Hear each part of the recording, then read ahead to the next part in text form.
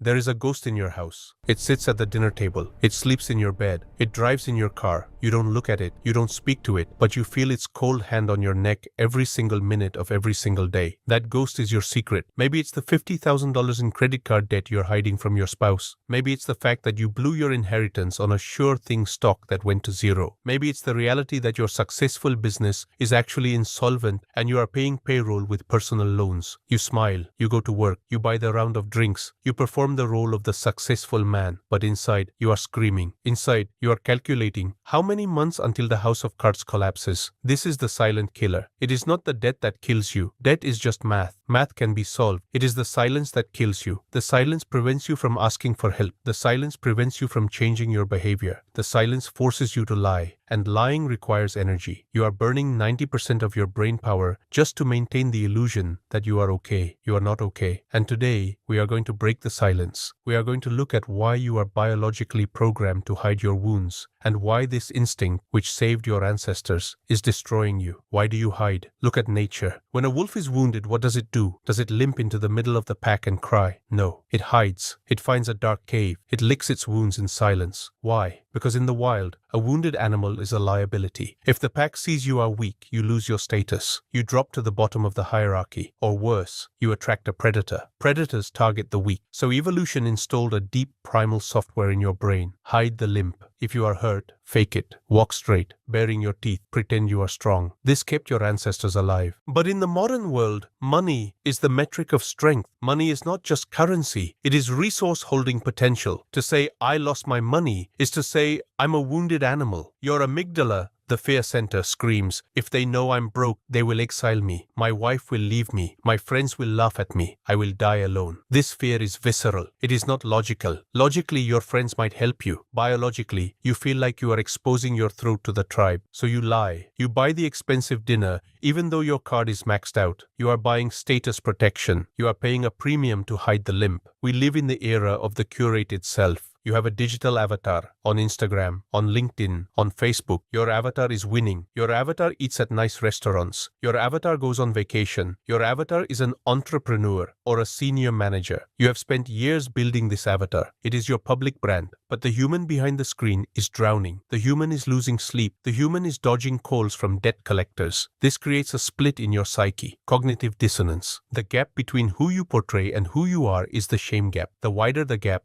the more toxic the shame. You cannot admit failure because it would kill the avatar. If I tell them I'm broke, I am a fraud. They like the rich version of me. They will hate the poor version. You are trapped in a character you can no longer afford to play, but you keep playing it. You keep posting the wins. You keep hiding the losses. You become a PR manager for a bankrupt company. And the worst part, you start to believe your own avatar. You scroll through your own feed to soothe yourself. Look, I look successful. I must be successful. You use your public image to gaslight your private reality. This is schizophrenia induced by social media. We have broken almost every taboo in the West. We talk about sex openly. We talk about drug addiction. We talk about trauma. But money is the iron curtain. Try this experiment. Ask your best friend, how much debt do you have exactly? Watch him freeze. Watch him get defensive. It is considered rude. It is private. Why? Because money is the scorecard of the game of life under capitalism. To fail at money is to fail at the game. If you are an alcoholic, you have a disease. People offer sympathy. It's not your fault. If you are broke, you are stupid or lazy. There is no sympathy, only judgment. We attribute moral character to financial balance sheets. The Puritan ethic, wealth is a sign of God's favor. Poverty is a sign of moral failing. Even if you are an atheist, this software runs in your culture. You internalize this judgment. I lost the money, therefore I am a bad person. I'm irresponsible. I'm a child. This moral weight makes the secret impossible to share. You can confess a sin if you think you can be forgiven, but the market does not forgive, and you believe society will not forgive. So you lock the box, you swallow the key, and the rot starts to spread from the inside. Silence is not passive. Silence is an active, high-energy state. To keep a major secret requires constant vigilance. Your brain is always running a background simulation. What if the card is declined? What if the letter comes to the house and she sees it? What if the car gets repossessed? This puts your body in a state of chronic fight or flight. Your cortisol, stress hormone, is permanently elevated. You are not sleeping. Your digestion is wrecked. Your libido is gone. You are irritable. You are slowly dying. This is the allostatic load, the wear and tear on the body from chronic stress. The silent killer is literal. Men with financial stress are at massive risk for heart attacks, strokes, and suicide. But you don't go to the doctor because going to the doctor costs money, or because you don't want to admit why you are sick. You treat the symptoms. You drink more. You smoke more. You numb the pain. The financial failure triggers a health failure, which costs more money, which triggers more financial failure. It is a death spiral, and it is all fueled by the refusal to speak. If you spoke, you could release the pressure valve, but you clamp it shut. You choose the heart attack over the embarrassment. Here is a paradox. The smarter you are, the harder it is to admit failure. If you're a blue-collar guy who lives paycheck to paycheck, being broke is not an identity crisis. It's just Tuesday. You talk about it with your buddies. Man, I'm tapped out. But if you are a professional, if you are the smart one in the family, your identity is built on competence. I am the guy who solves problems. I am the guy who knows the answers. For the competent man, financial failure is ego death. It invalidates your entire self-concept. If I'm so smart, why am I so broke? You cannot answer this question. It creates a short circuit, so you hide it more aggressively than the average man. You use your intelligence to construct elaborate lies. You move money around. You rob Peter to pay Paul. You create complex spreadsheets to juggle the debt. You use your IQ to dig the hole deeper. A stupid man would just crash and ask for help. A smart man can sustain a fraud for years, and because you sustain it longer, the eventual crash is much, much bigger. You are not just hiding a mistake. You are protecting the myth of your own intelligence. You would rather be secretly ruined than publicly proven an idiot. Shame creates isolation. You stop hanging out with your friends. Why? Cost. You can't afford the drinks, dinner, and you don't want to be the guy who orders water. Fear of discovery. If you get too close, they might see the cracks. They might ask questions. Envy. Seeing them succeed hurts. It reminds you of your failure. So you withdraw. You stop answering texts. You make excuses. I'm busy with work. The irony. You are busy panicking, not working. You pull away from your family. You become emotionally distant from your wife. Because intimacy requires vulnerability, and you cannot be vulnerable. If she asks what's wrong, you snap at her. Nothing. Stop asking. You turn your allies into enemies to keep them away from your secret. This is dangerous. The tribe is your safety net. When you isolate, you remove the safety net. Now you are truly alone with the monster. There is no one to give you a reality check, no one to offer a loan, no one to offer a job, no one to tell you it's not that bad. In the echo chamber of your own head, the problem grows to monstrous proportions. You lose perspective. You start thinking crazy thoughts. I'm worth more dead than alive. This is where the silent killer claims its victims. Not because the debt was unpayable, but because the isolation convinced you there was no other way out. Why do we delay the confession? Because we convince ourselves the problem is temporary. I'm not broke. I'm just illiquid. I just need one big deal to close. I just need the market to turn around. This is the gambler's rationalization. You tell yourself, I will fix it first, then I will tell them. I will act like nothing is wrong for one more month. I will win the money back, and no one will ever have to know. You are trying to erase the event. You want to fix the timeline so that the failure never happened. This is magical thinking. While you are waiting for the big win, the interest is compounding. The hole is getting deeper. You are trading time for pride. Every day you don't speak is a day you aren't solving the problem. You are playing a game of pretend while the house is burning down. You think you are protecting your family from worry. You are not. You are protecting your family from the truth, which means you are denying them the ability to prepare. When the crash comes, and it will, they will be blindsided. They will not just be broke, they will be betrayed. Why didn't you tell me? Is the question that ends marriages. The money can be recovered, the trust cannot. Once you start lying, you are committed. You told your wife, business is great. You told your dad, investments are up.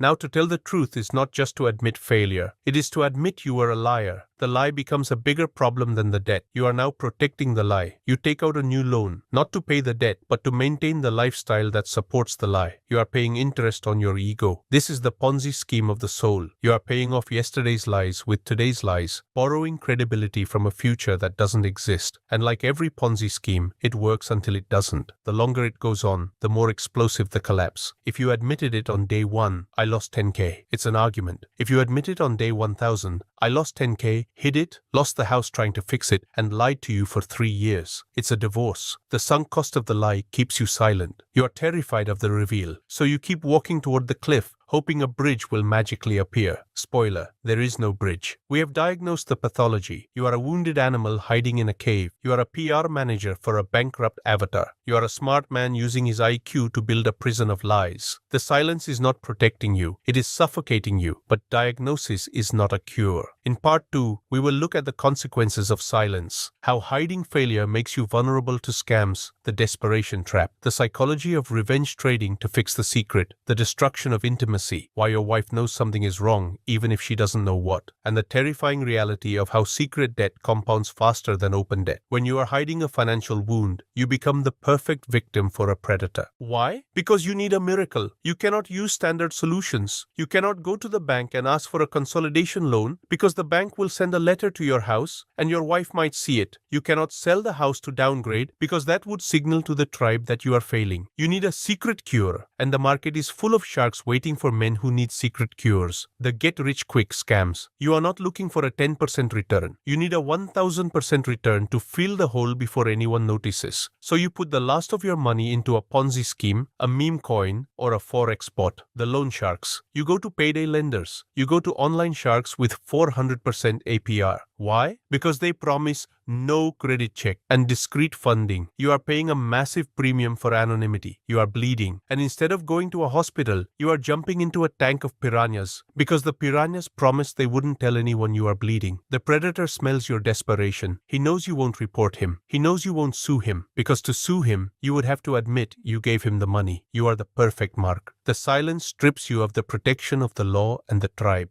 Let's look at the psychology of the fix. You lost $20,000. Your brain screams, I need to get that back now. You enter the revenge mode. In normal times, you are a conservative investor. You buy index funds. But now you are a cornered animal. Cornered animals do not act rationally. They attack blindly. You start trading with asymmetric risk, but in the wrong direction. You take maximum risk for the hope of a break-even event. You use leverage. You bet on earnings. You short the market. You are not analyzing data. You are fighting a ghost. You are trying to force the market to give you a refund. The market does not give refunds. It takes tuition. And when you trade with desperation, you are emotional. You buy high, FOMO, and sell low, panic. You turn a $20,000 oops into a $100,000 catastrophe. If you had just admitted the $20,000 loss, you would be hurt but alive. By trying to fix it in secret, you have upgraded the problem from a flesh wound to an amputation. The secret forces you to act fast, and acting fast in finance is usually suicide. What happens to your marriage? You think you are protecting her. I don't want to worry her. Bullshit. You are protecting yourself from her judgment, but here is what actually happens. She knows something is wrong. Women are highly attuned to microsignals. They notice the change in your tone. They notice the lack of eye contact. They notice you checking your phone at 3 a.m., but she doesn't know what it is. So her brain fills in the blank with the most logical explanation for a distant, secretive husband. He is having an affair, or he doesn't love me anymore. You are creating an emotional vacuum. You cannot be intimate with someone you are actively deceiving. Intimacy requires vulnerability. The secret acts as a shield. You keep her at arm's length so she doesn't get close enough to see the cracks. You stop talking about the future because the future is terrifying. You stop planning vacations because you can't afford them. You become a roommate, a grumpy, anxious roommate. The irony, when the truth finally comes out, she will say, I thought you were cheating on me. I thought you hated me. The financial ruin is bad, but the emotional torture you put her through, the gaslighting, the distance, that is the unforgivable sin. You destroyed the relationship to save the bank account, and in the end, you lost both. Secrets are expensive. There is a literal financial cost to hiding. I call this the privacy premium. The mailbox tax. You rent a P.O. box so bills don't come to the house. Cost, time and money. The interest rate tax. You can't refinance the mortgage, which is at 3%, to pay off the credit card, which is at 25%, because refinancing requires both signatures. So you keep paying the 25%. You are bleeding cash to keep her name off the paperwork. The liquidity tax. You act like you still have money. You go to the expensive dinners. You buy the gifts. You maintain the optics of wealth. If you were open, you could say, honey, we are in crisis mode. No eating out, no gifts. We are selling the second car. This is strategic austerity. It saves empires. But you cannot use strategic austerity because it reveals the secret. So you are forced into performative spending. You are spending money you don't have to prove you have money you don't have. This is the most inefficient use of capital in the universe. You are paying interest on on your pride. Your brain is a computer with limited RAM. Maintaining a lie is a high-memory application. You have to remember, what did I tell her about the bonus? Which credit card is maxed out? What day does the mailman come? This consumes 40 to 60% of your cognitive bandwidth. This leaves you with only 40% to actually do your job. So what happens? Your performance at work collapses. You miss deadlines. You forget meetings. You are distracted. You are irritable with your boss. The secret is not just destroying your savings. It is destroying your earning power. You are dangerously close to getting fired. And if you get fired, it's game over. The one thing keeping the juggle alive is the paycheck. You are sabotaging your only lifeline because your brain is too busy managing the shadow department. This is the self-fulfilling prophecy. The fear of being broke makes you incompetent, which makes you broke. The primal man needs clear vision to hunt. You are hunting with a blindfold made of your own lies. How can you lead your family when you feel like a fraud? How can you discipline your son for being lazy when you know you gambled away his college fund? How can you tell your team to be disciplined when your own life is chaos? The secret erodes your internal authority. You feel like a clown in a suit. This weakness projects outward. Kids smell weakness. Employees smell insecurity. You lose your edge. You stop taking risks at work because you are terrified of failure. You become a yes man. You stop negotiating hard. You shrink. The financial failure metastasizes into a character failure. You are no longer the alpha. You are the jester desperately trying to keep the king entertained so he doesn't cut off your head. But the king is just your own ego, and the executioner is math. We must address the male ego specifically. Society and biology tells you your value, Hushins, your provision. I am the provider. I am the protector. If you fail at providing, you feel you have ceased to be a man. You would rather be the dead hero than the living burden. This is why men commit suicide over money. They believe, if I'm dead, at least the life insurance pays out. At least I'm not a drain on them. This is a tragic, distorted logic. It comes from the refusal to accept the role of the vulnerable human. You think your wife loves you for the check. If she does, she is a parasite, and you should leave her anyway. But if she loves you, then your poverty is a problem you solve together. By hiding, you are denying her the chance to be your partner. You are treating her like a child who needs to be protected, rather than an ally who can help you carry the load. You are acting out a savior script that has gone off the rails. The savior saves everyone. No one saves the savior. So when the savior drowns, he drowns alone, holding his breath so no one sees him struggle. When the problem gets too big, the brain shuts down. You stop opening the mail. You stop checking the bank balance. You stop answering the phone. This is avoidance coping. It is the biological freeze response. The deer sees the headlights. The threat is overwhelming. Running seems impossible. Fighting seems impossible. So it freezes and it gets hit. In finance, this is fatal. The IRS does not go away because you didn't open the letter.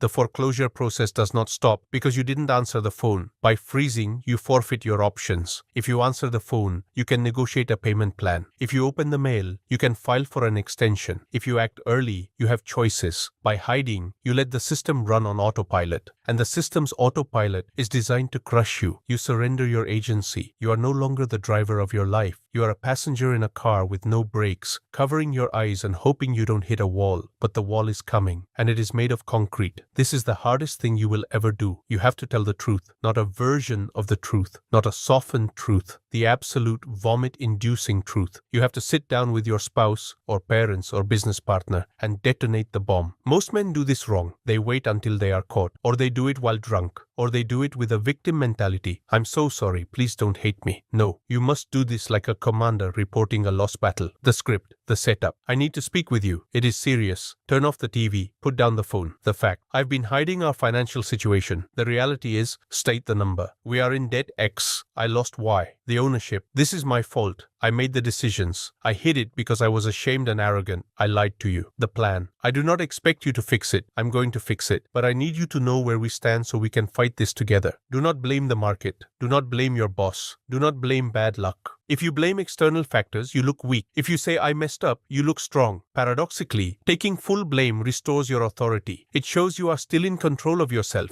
even if you lost control of the outcome. You rip the band-aid off. The silence ends. The ringing in your ears stops. You are naked. And for the first time in years, you can breathe. She will be angry. She will cry. She will feel betrayed. Let her. Do not argue. Do not get defensive. But I did it for you. No, that is manipulation. Just stand there and take the hit. You are the rock. The waves crash against you. Her anger is justified. You stole her reality. You let her believe in a safety net that didn't exist. She needs to mourn the death of the illusion. Your job is to hold the frame. I understand you are angry. You have every right to be. I am here. I'm not leaving. We are going to solve this. This phase is the valley of fire. It might last a week, it might last a month, but it is better than the cold, silent cancer of the secret. Eventually, the anger burns out, and what remains is the problem, and then you become allies again. Okay, we are broke. What do we do? Now you are a team. Two people fighting a problem are infinitely stronger than one person fighting a problem while hiding from the other. The next morning, you open the books. You create a war room, kitchen table, laptop, spreadsheets, bank statements. You print everything. The credit cards you hid, the 401k loans, the gambling losses. You put it all on the table. This is radical exposure. Shame cannot survive in the light. You look at the number, the scary number. Maybe it is $50,000. Maybe it is $500,000. It is just a number.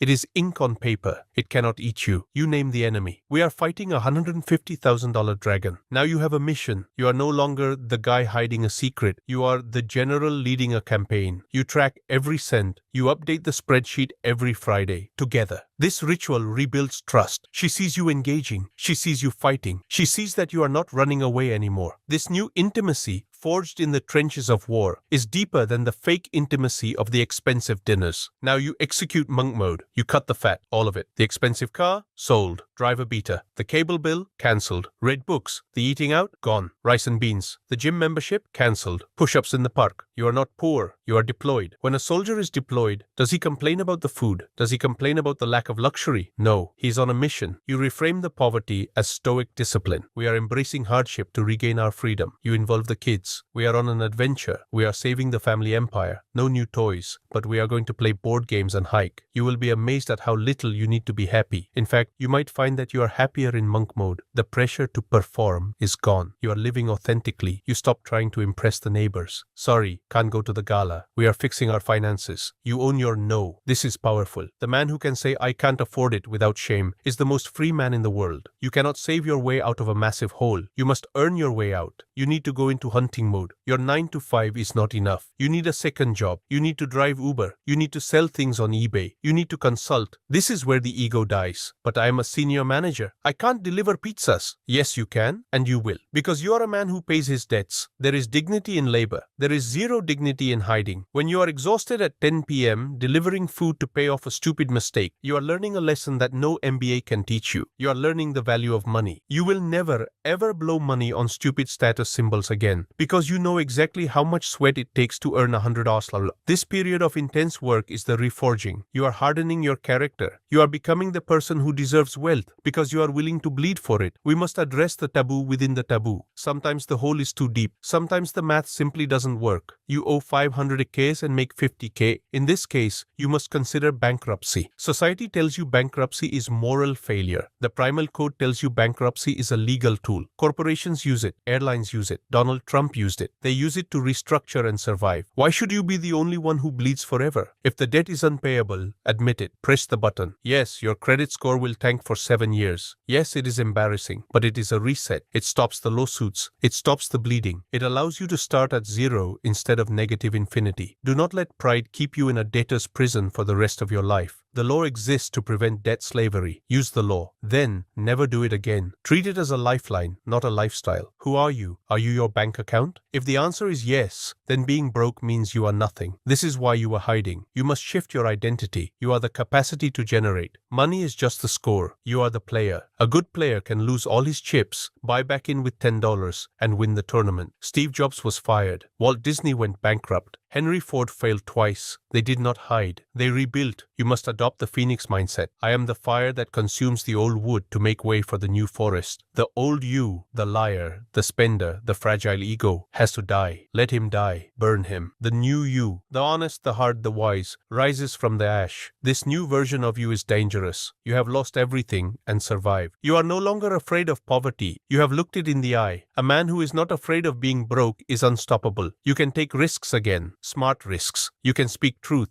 You have nothing left to protect. You are finally free. How do you fix the marriage? Consistency. Trust is gained in drops and lost in buckets. You have to refill the bucket drop by drop. Here is the paycheck. Here is the receipt. Here is the spreadsheet. You do this for a year, 2 years. You become hyper-transparent. You give her the passwords to everything. You make yourself accountable. Over time, the scar tissue forms. The scar is stronger than the original skin. A couple that has survived financial ruin together is bulletproof. You know that she loves you, not your money. money. You know that you can trust her to stand by you in the trench. That knowledge is worth more than the money you lost. You have upgraded your relationship from a fair-weather partnership to a blood covenant. One day your kids will ask, "Dad, why did we sell the big house? Dad, why did you drive that old car?" Do not lie to them. Tell them the story. I made mistakes. I was arrogant. I lost our money. But then I fixed it. I worked hard. Mom helped me, and we paid it back. You are teaching them the most important lesson of their lives. Failure is not fatal. Lying is fatal. You are showing them how a man takes responsibility. You are breaking the generational curse of silence. Your kids will not hide their mistakes from you because they saw you own yours. You are raising a generation of lions, not liars. This is your true legacy. Not the inheritance you leave them, but the example you set for them. The tunnel is dark. The ghost is scary. But the only way out is through. Open the door. Walk into the room. Say the words, "I need to tell you something." It will feel like dying, but it is actually being born. Drop the mask. Kill the silence. Reclaim your life. The primal code is clear. The truth is a weapon. Pick it up and fight. The war room is open. The mission begins now.